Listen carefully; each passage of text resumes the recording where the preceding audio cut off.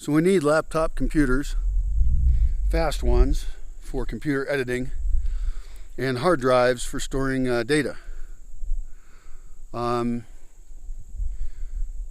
ideal would be to have a couple workstations, enough electricity to power them, that somebody who didn't have their own computer could edit video on it. There are people who know how to edit video, but they don't travel with a computer that's good enough to do that because it's difficult for them, you know. And they may have their whole life on that computer and they may not want to bring it out to the woods. But if I have computers that are locked down, it's, you know, you need administrative access to install any software.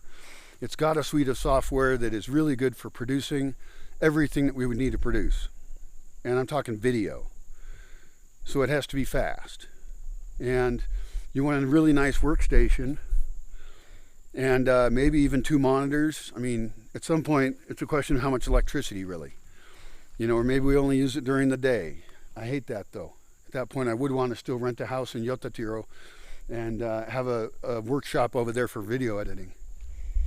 Because if everybody's turning their clips in, then we have all this material that we want to edit. Now, the ultimate goal is still, releasing that as Creative Commons, and it's a huge world, and somebody else will do it. That may be the solution. Editing goes off-site.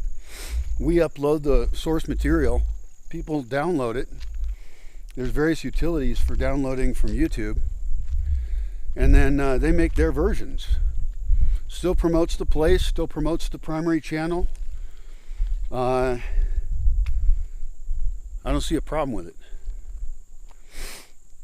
And maybe we mark some stuff as Creative Commons and others not.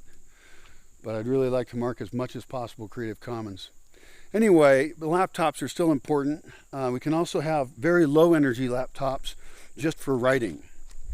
Or for example, we could have keyboards that people can plug into their phone and then they can type easier. And there's a little screen there, right?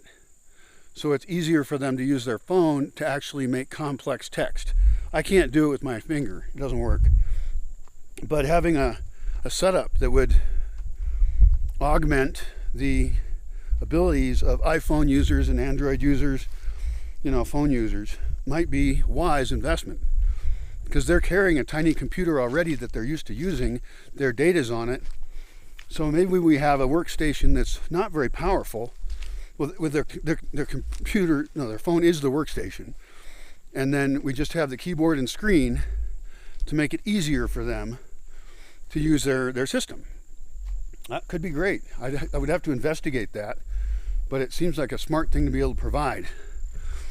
Use their equipment, but augment them.